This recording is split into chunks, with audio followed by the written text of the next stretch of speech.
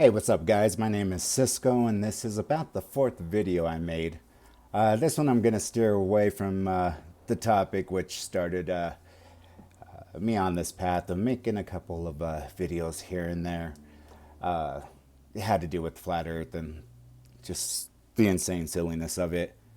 However, that does not mean that I dismissed all conspiracy theories. In fact, I even mentioned there were some conspiracy theories that I, rather enjoyed, but I did not.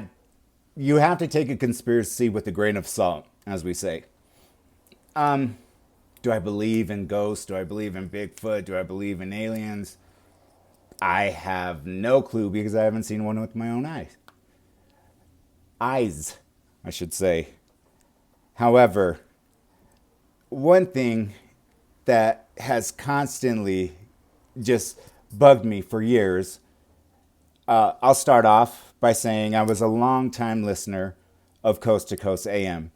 For those who are not familiar with it, it was a late night talk show, first started by a gentleman named Art Bell, where it was mostly a political show. He would have open Q&As on a certain evening, I'm assuming a Friday, and people would just start mentioning, the unknown, I should say, the unknown conspiracies, cryptids, ghosts, UFOs, aliens, you name it. And he changed the format of the show, where that was all they were going to concentrate on, were these conspiracy theories. He had everyone from priests talking about exorcisms, pilots talking about their experiences with UFOs in the skies and that they would lose their jobs if they ever said anything out loud. Gobekli Temple, which predates, I even think the Sumerians, and changes history a little bit. I mean, a lot of it was, hearsay, were they real researchers, MUFON, groups like that. Can you really take them seriously? I mean, sure, they've compiled a lot of data, but that data has not really led us any closer to knowing more about UFOs. And I know what you're going to say right now, and to rebuttal it, this is my point. A year and a half ago, growing up, and you know what? This is purely coincidental. I just absolutely, honestly, I cannot promise you enough. This is a complete accident. But I'm wearing my old Blink 182 shirt that I got at a concert when I went to there. They inspired me to play the guitar once I had 2 fractured vertebrae in a college football game, which made me stop playing and which made my, I should say, fat ass lose a lot of weight. Thank God I didn't get that loose skin. When you go slowly and lift weights, it helps. Anyways, I digressed. Tom DeLonge, one of the co-founders of the band. Money, millions of dollars. They've been around for years. If you look at their first, I guess you could say, pop album, track number 4 is written and sung by Tom DeLonge, which is called Aliens Exist. Now, for those who knew him, people knew he was interested in the subject matter, but they didn't know how far into it he was.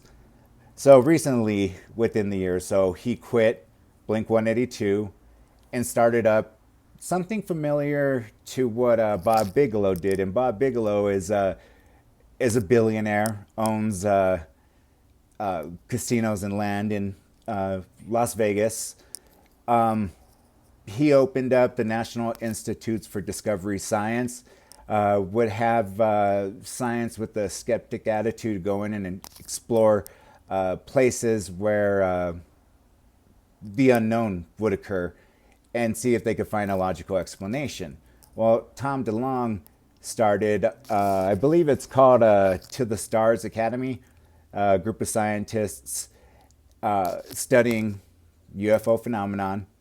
And what do you know? We get 3 videos released by the Pentagon. Captain, how do you pronounce it?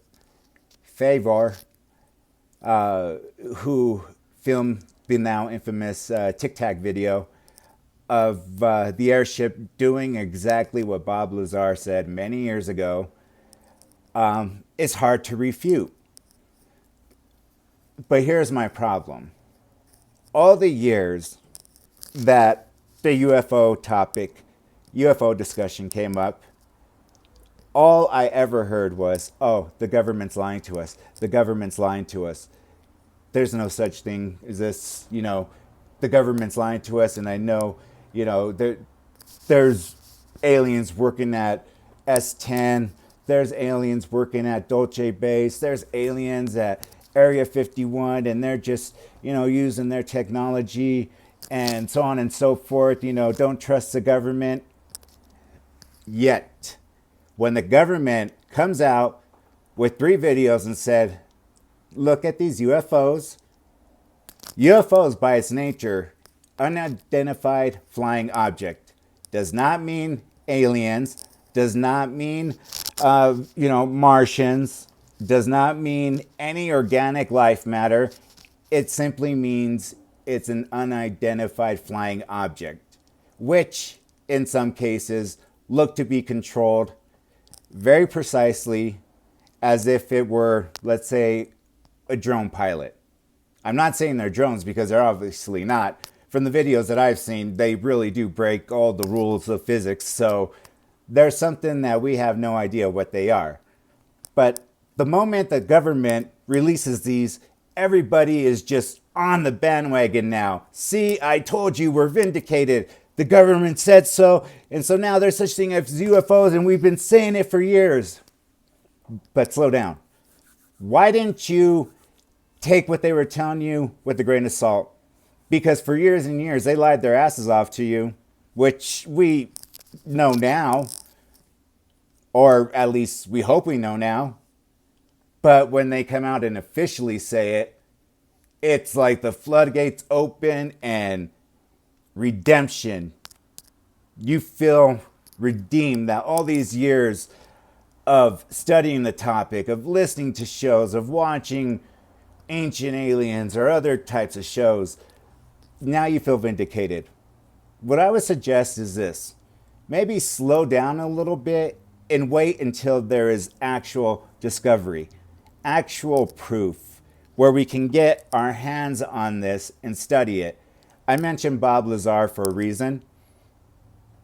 I also watched a gentleman who specializes in body language, and he was shocked at Bob Lazar's story, as it's pretty much been the same across the board for the last 40 years. Maybe minor deviates, but not very much. It's pretty crazy. And so he never said he's seen aliens. He never seen, or he never said, he saw these things being controlled by unknown beings. He did, however, predict element 115 far before element 115 was even discovered. And now there's been a few more, discoveries on the periodical table. But the thing that bothers me the most is how many people jumped on the bandwagon when the government came out and said, hey, look, we're the Pentagon. Here's a couple of videos of things that we don't understand. Do they pose a threat to national security? They could. They couldn't. We don't know. But we wanted to share it with you guys. Now they're going to continue to release video after video, and each time they do, all of us who have ever been interested in the topic, all of us, mind you, are going to get excited. But for the ones who feel vindicated to go and point to someone like, ha, I told you so, I knew it all this time, and all you did was doubt me, put a pause on that. Because the same government you said that had been lying to you for years now gives you all this information. Aren't they still liars? Is there something else they're holding back? That is a big question, one that I don't think one of us can answer.